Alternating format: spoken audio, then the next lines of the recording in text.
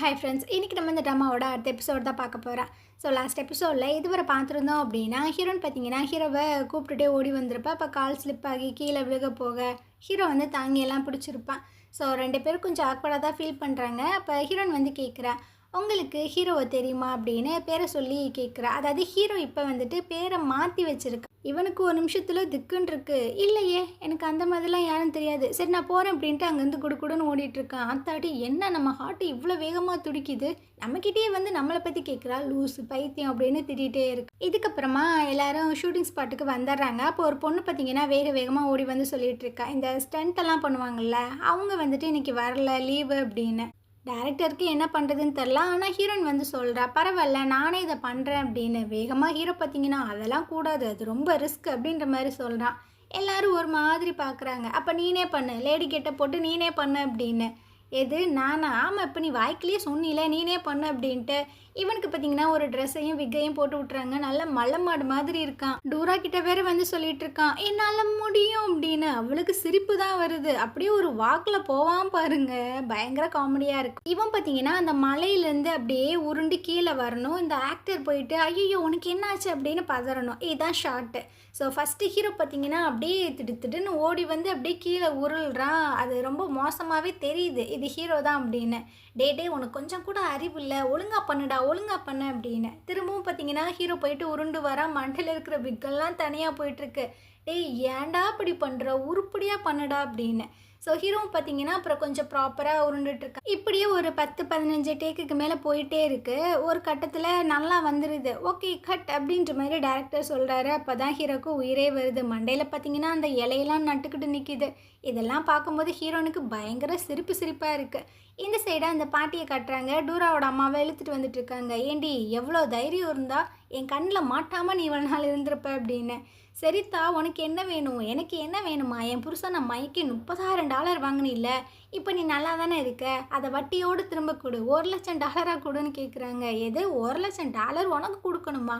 கிம்மு வந்து எனக்கு கிஃப்டாக கொடுத்தது, அதெல்லாம் கொடுக்க முடியாது. ஓ கொடுக்க முடியாதா? உன் பொண்ணோட ஷூட்டிங் ஸ்பாட்டுக்கு போயிட்டு அசிங்கப்படுத்திடுவேன், நீ என்னெல்லாம் பண்ணியோ அதை எல்லாத்தையுமே நான் சொல்லுவேன் அப்படின்னு. ஐயோ வாயை மூடி தொலை அப்படின்ட்டு வாயெல்லாம் பொத்திட்டு இருக்காங்க. இருக்கிற பிரச்சனையில் இது வேறையா அப்படியே அந்த ஜூனை காட்டுறாங்க. இது பார்த்தீங்கன்னா இங்கே கிளம்பி வந்துட்டு இருக்க. இப்போ ஜின்னோட அம்மா நானும் வரேன் அப்படின்ற மாதிரி சொல்கிறாங்க. இல்லை வேண்டாம் அப்படின்ற மாதிரி சொல்கிறாங்க. இருந்தாலும் கேட்க மாட்டேது. 2 பேரும் ஏர்போர்ட்டுக்கு தான் வந்திருக்காங்க. ஜூன் ஹஸ்பண்ட் இருக்காங்களே, அவங்களோட ஆன்ட்டி பார்த்தீங்கன்னா ஃபாரின்லேருந்து வராங்க போல், அவங்கள ரிசீவ் பண்ணுறதுக்காக தான் வந்திருக்காங்க. ஸோ அந்த அம்மாவும் ஜூனை அவங்க ஹஸ்பண்ட் கிட்டலாம் நல்லா பேசுது. ஜின் அம்மா கிட்ட வந்துட்டு அந்த அளவுக்கு பேச மாட்டுது. 3 பேர் ரொம்ப ஜாலியாக சிரித்து பேசிகிட்டே போகிறாங்களா. இவங்களுக்கு தனியாக இருக்கிற மாதிரியே இருக்குது. ரொம்ப ஹர்ட்டிங்காக தான் இருக்குது. இந்த சைடு டூராவோட அம்மாவை கட்டுறாங்க. இதுக்கு பார்த்தீங்கன்னா சாப்பாடு இறங்கவே மாட்டுது. ஏன்னா இந்த அம்மா வந்து $1,00,000 கேட்குது. அங்கிட்டு கேங்ஸ்டர்ஸ் வேறு காசு கேட்டுட்ருக்கா. நீங்கள் என்ன தான் பண்ணுறது அப்படின்னு. டூராவும் நோட் பண்ணுறா, என்னாச்சுமா நீங்கள் ஒழுங்காக சாப்பிட்லையா அப்படின்னு. அதெல்லாம் ஒன்றும் இல்லைம்மா அப்படின்னு சொல்லிட்டு இருக்கும்போதே மெசேஜ் வருது. அந்த பாட்டிமா தான் பண்ணியிருக்காங்க, எனக்கு சீக்கிரமாகவே காசை கொடு, இல்லைன்னா அவ்வளோதான். இவங்களுக்கு என்ன பண்ணுறதுன்னு தெரில, நீங்கள் சாப்பிடுங்க நான் சாப்பிட்டேன் அப்படின்ட்டு கிளம்பி வந்துடுறாங்க. அப்படியே டூராவை காட்டுறாங்க. இவ பார்த்தீங்கன்னா ஹீரோ பண்ண விஷயத்த தான் யோசிச்சு பார்த்து சிரிச்சு, ஹீரோ வந்து அந்த லேடி கெட்டப்லாம் போட்டு நடிச்சிருந்துருப்பான்ல, அதெல்லாம் நினச்சி பயங்கரமாக சிரிச்சுட்டு இருக்கா. ரொம்ப ஃபன்னியான ஒரு ஆள்பா அப்படின்னு. இந்த சைடு டூராவோட அம்மாவை கட்டுறாங்க. இதுக்கு அந்த பாட்டிமா பார்த்தீங்கன்னா மெசேஜ் எல்லாம் பண்ணி மிரட்டிட்டு இருக்கு, ஒழுங்கு மரியாதையாக எனக்கு காசை கொடுத்துரு அப்படின்னு. ஐயையோ இவ தொல்லை வேற தாங்க முடியலையே, என்ன பண்ணுறது அப்படின்னு யோசிச்சுட்டு இருக்கும்போது இவங்க ஃபோனுக்கு பார்த்தீங்கன்னா காசெல்லாம் ரிசீவ் ஆகுது. இவங்க தான் காசு கேட்டுருந்துருப்பாங்கல்ல அந்த இன்வெஸ்டர் கிட்ட, அவங்க வந்து சென்ட் பண்ணிட்டாங்க போல். அடடா இவ்வளோ அமௌண்ட்டுமே அமுச்சு விட்டானுங்க அப்படின்ட்டு ஒரு மாதிரி பார்த்துட்டு இருக்கு. இதுக்கப்புறம் அந்த பாட்டிமாவை போய் தான் மீட் பண்ணி பேசிகிட்டு இருக்கு. என்னால் உங்களுக்கு $40,000 தான் தர முடியும், $1,00,000 தர முடியாது அப்படின்னு. ஸோ அந்த பாட்டிமா பார்த்தீங்கன்னா யோசிக்குது. உனக்கும் வேணாம் எனக்கும் வேணாம், $50,000 கொடுத்துரு. சரின்னு டூராவோட அம்மாவுமே ஒத்துக்கிறது. ஆனால் இப்போ என்னால் மொத்த காசுமே கொடுக்க முடியாது, இப்போதைக்கு நான் பாதி தரேன், அப்புறமாட்டி பாதி தரேன், ஃபஸ்ட்டு இந்த அக்ரிமெண்ட்டில் நீ சைன் போட்டுரு அப்படின்னு. இதுக்கப்புறம் காசு கேட்டலாம் நீ வந்து மிரட்டக்கூடாது, அந்த பாஸ்ட்டை பற்றி யார்கிட்டையுமே பேசக்கூடாது அப்படின்னு எழுதி வாங்குது. இவங்களும் சைனெல்லாம் போட்டு நேராக வீட்டுக்கு தான் வந்துட்டுருக்காங்க. அவங்க பையனை கூப்பிட்டு, இந்தாப்பா அந்த காசை வச்சு ஏதாவது ஒரு பிஸ்னஸ் பண்ணு அப்படின்ற மாதிரி சொல்கிறாங்க. இவங்களுக்கு ஒன்றும் புரியல. மா உனக்கு எதுமா இவ்வளோ பணம்? அட அந்த டூராவோட அம்மா கிம்முக்கு வந்து காசு கொடுக்கணும்ல, அந்த காசை போய் தான் நான் வாங்கிட்டு வந்திருக்கேன். இப்போ பொண்டாட்டிக்கு தெரியாமல் நல்ல பிஸ்னஸை ஸ்டார்ட் பண்ணு, நல்ல பெருமையாக வாழணும் அப்படின்ற மாதிரிலாம் சொல்லிட்டு இருக்காங்க.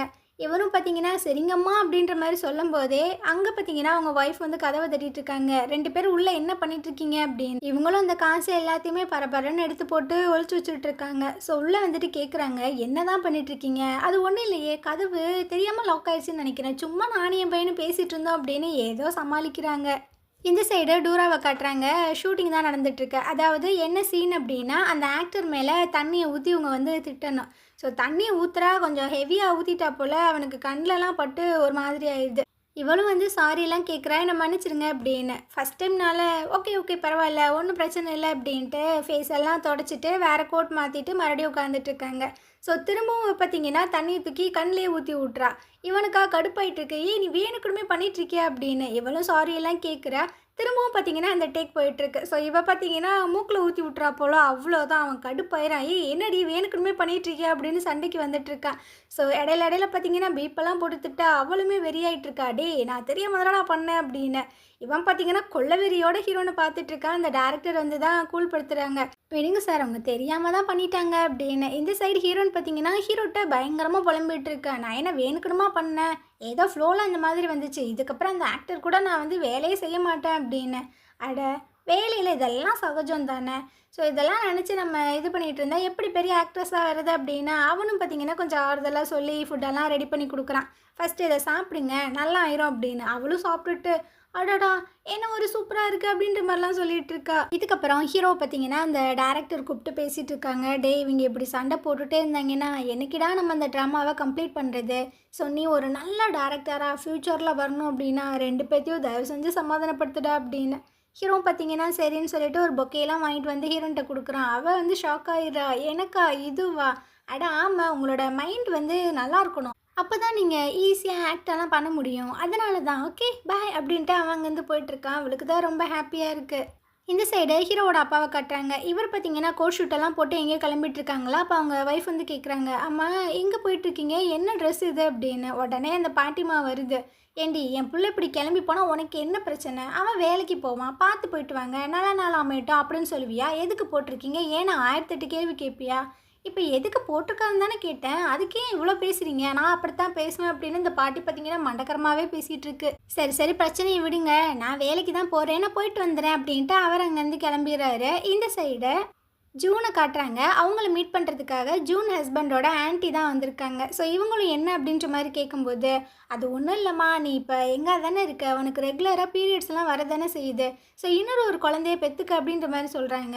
அவங்களா ஒரு மாதிரி ஆயிடுறாங்க, என்ன பேசிகிட்டு இருக்கீங்க, எனக்கு இனி 2 வருஷம் ஆச்சுன்னா 60 வயசு, நான் இப்படி குழந்தெல்லாம் பெற்றுக்க முடியும் அப்படின்னு என்ன பேசிகிட்டு இருக்கு. அப்புறம் இந்த கம்பெனி யார் பார்த்து, பொண்ணுக்கு கொஞ்சம் மென்டல் ஹெல்த் வேறு சரியில்லை, அப்போ நம்ம என்ன தான் பண்ணுறது அப்படின்னு. இவங்க பார்த்தீங்கன்னா விட்றா சாமி அப்படின்னு ஓடி வந்துட்டுருக்காங்க. இவங்களுக்கு என்ன ஆச்சு, காலம் போன காலத்தில் ஏதேதோ பேசிகிட்டு இருக்காங்களே அப்படின்னு.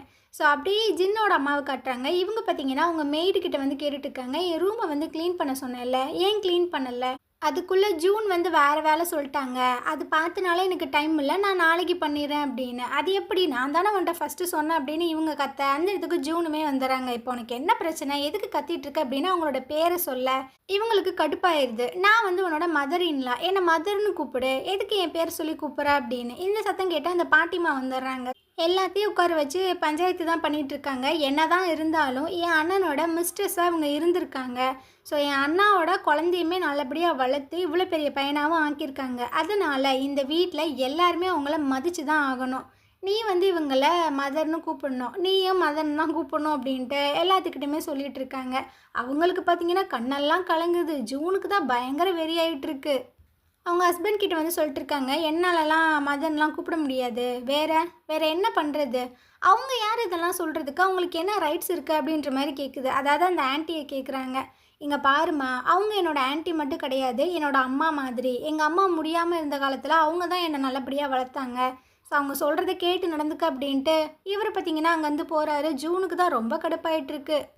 இந்த சைடு அந்த பாட்டிமாவை காட்டுறாங்க. அவங்கள மீட் பண்ணுறதுக்காக ஜின்னோட அம்மா வந்துட்டுருக்காங்க. என்னோடய வாழ்நாள் ஃபுல்லாக உங்கள் தம்பிக்காகவே நான் வாழ்ந்துட்டேன். நான் பண்ண ஒரே ஒரு தப்பு அவரை கல்யாணம் பண்ணாமல் இருந்தது தான். அதனாலேயே எல்லாருமே என்ன மதிக்க கூட மாட்டாங்க. ஆனா, நீங்க இப்ப பண்ண விஷயம் எனக்கு ரொம்பவே ஆறுதலா இருக்கு. ரொம்பவே தேங்க்ஸ் அப்படின்ற மாரிலாம் சொல்லிட்டு இருக்காங்க. இது எல்லாத்தையுமே ஜின்னுமே வெளிய நின்னு கேட்குறான். அவனுக்கும் கொஞ்சம் எமோஷனலா தான் இருக்கு. இந்த சைடு நம்ம ஹீரோன காட்டுறாங்க. இவ பார்த்தீங்கன்னா, ஒரு பேக்க செலக்ட் பண்ணிட்டு இருக்கா. இது நம்ம ஹீரோவுக்கு நல்லா இருக்குமே அப்படின்னு. அந்த இடத்துக்கு அந்த அசிஸ்டன்ட் வந்துட்டு இருக்கான். "அம்மா யாருக்காக வாங்குற? ஏய் இது நல்லா இருக்கா? நான் ஹீரோக்காக தான் வாங்கிட்டு இருக்கேன்." "என்னது அவனுக்கா? என்ன நினச்சிட்டு இருக்க?" அப்படின்னு. "ஏன்டா அவன் எனக்கு ரொம்பவே ஹெல்ப் பண்ணியிருக்கான். இதை வாங்கி கொடுத்தா என்ன பிரச்சனை?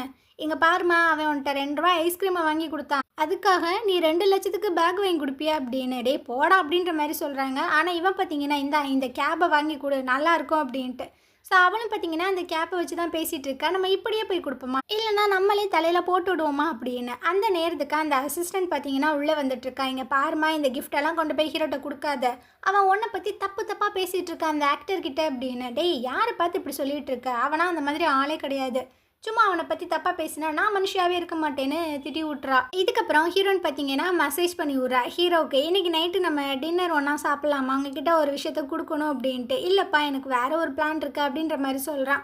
ஸோ ஹீரோனுக்கா அப்போ எப்படா இந்த கிஃப்ட்டை கொடுக்குறது அப்படின்ற மாதிரி இருக்குது. இந்த சைடு நம்ம ஹீரோ பார்த்தீங்கன்னா இந்த ஆக்டர் கூட தான் பேசிகிட்டு இருக்கான். ஸோ அவர் பார்த்தீங்கன்னா, "என்னால் முடியாதுப்பா, இதுக்கப்புறம் அந்த பொண்ணு கூட என்னால் நடிக்கவே முடியாது" அப்படிலாம் சொல்லிட்டு இருக்காங்களா.